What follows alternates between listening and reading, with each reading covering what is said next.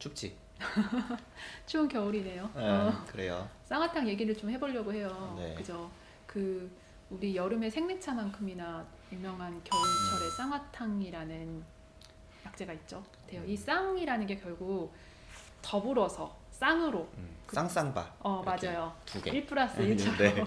그러니까 동의보감에는 여기에 대해서 뭐라고 되어 있냐면, 그러니까 정신과 기운이 다 피곤할 때, 그러니까 쉽게 말하면은 몸도 피곤하고 마음도 피곤하고.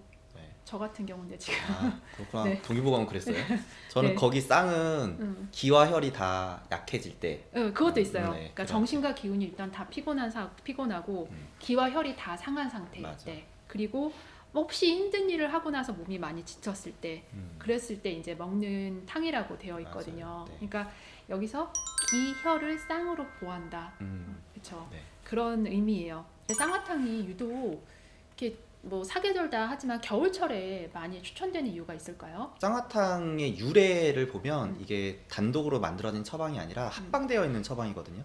이제 환기건중탕이라는 처방하고 이제 사물탕이라는 약이 합방되어 있는 처방이에요. 네. 그래서 이제 보통 이 환기건중탕에 개지, 뭐 저희가 쓸 때는 육개를 넣어서 쓰기도 하는데 몸을 좀 따뜻하게 하는 효과가 있고, 또 이 환기건중탕도 또 그 전에 기원으로 가면 개지탕에서부터 시작하니까 감기약 계통에서 시작이 됐거든요. 그러니까 추워지는 계절이 되면 몸도 춥고 이제 으슬으슬하고 이럴 때 이제 같이 먹을 수 있는 탕약이라고 그쵸. 보시면 되죠. 그러니까 한기를 방어해주는 역할을 해주면서 네. 기혈을 같이 도와주는 보강하니까 거. 네. 겨울철에 이보다 더 좋은 의미의 해석이 있을 수 있을까 이런 생각이. 이름도 예쁜 것 같아. 맞아요.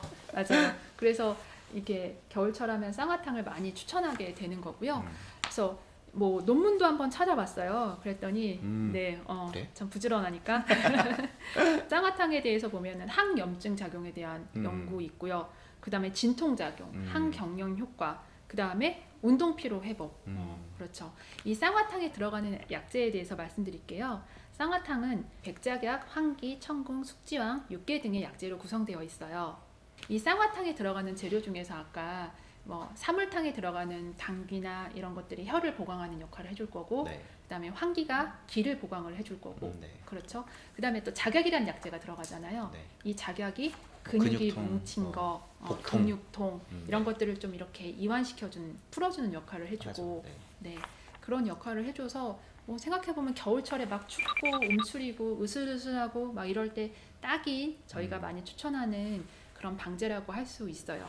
쌍화탕을 이게 보면은 이제 어머님들이 또 많이 물어보시는 게, 근데 이거 어른들 먹는 거 아니에요? 애들도 먹을 수 있어요. 이거 되게 많이 물어보시거든요. 왠지 이렇게 쌍화탕 하면 이렇게 약간 어르신들이 그렇죠. 아까 다방 얘기도 했듯이 그래서 어르신들이 먹어야 우리 될 것 아이들이 같아요. 먹는다는 게 상상이 안 되시나 봐요.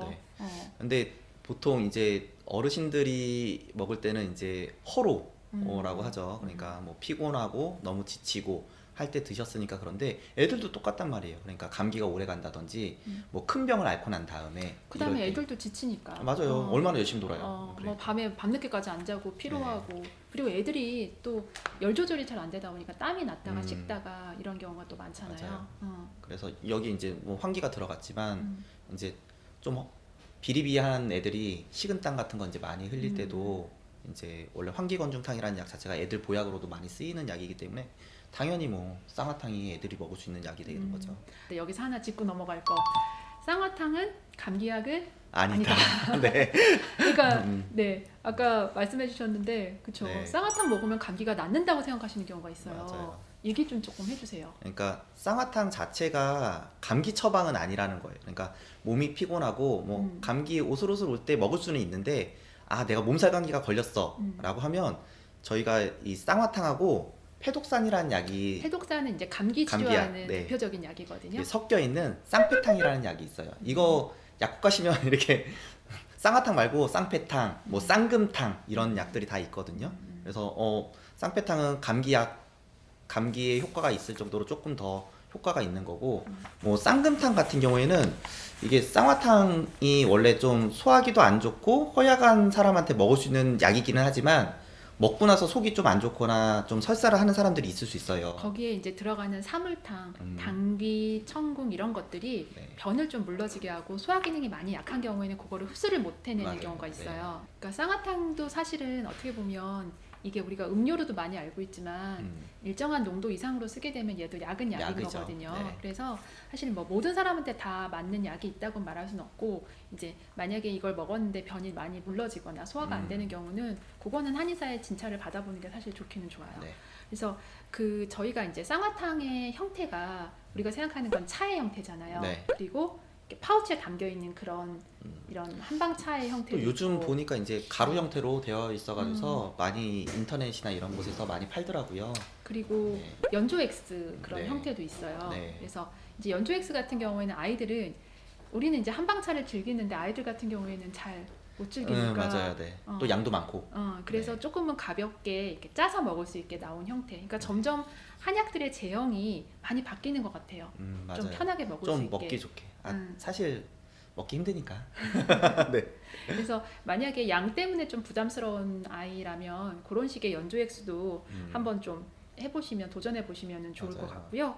그리고 뭐 주의할 점 섭취 방법은 뭐 어느 때 많이 추천하세요? 저는 뭐 찬바람 쐬고 들어왔을 때 네, 라면 뭐 시간대 먹으라고 이런 얘기하는데. 것들 상관은 없고 밥 먹고 나서 아침에 이제 등원을 하거나 이제 등교를 해야지 되니까 그때 이제 따뜻하게 해가지고서 먹고 나가라라고 이제 얘기를 하고 외부 활동이 많은 날은 이제 들어왔을 때 이제 한번 까먹고 뭐 이렇게 해서 먹으라고 하죠.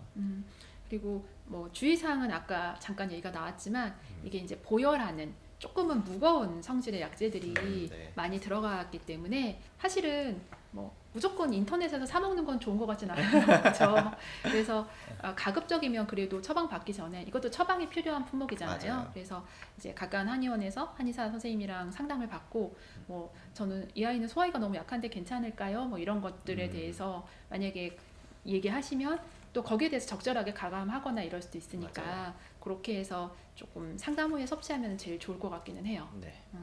그래서 이번 겨울이 많이 추울 것 같은데 아이들이 좀 쌍화탕도 잘 먹고 네. 그래서 감기 많이 안 걸리고 따뜻한 겨울. 네. 건강하게 잘 났으면 좋겠습니다. 네. 함소아 채널 구독과 좋아요 눌러주세요. 눌러주세요. 나 이거 너 비웃은 것 같다? 아니 나 너무 원래 이거 다 해 요즘.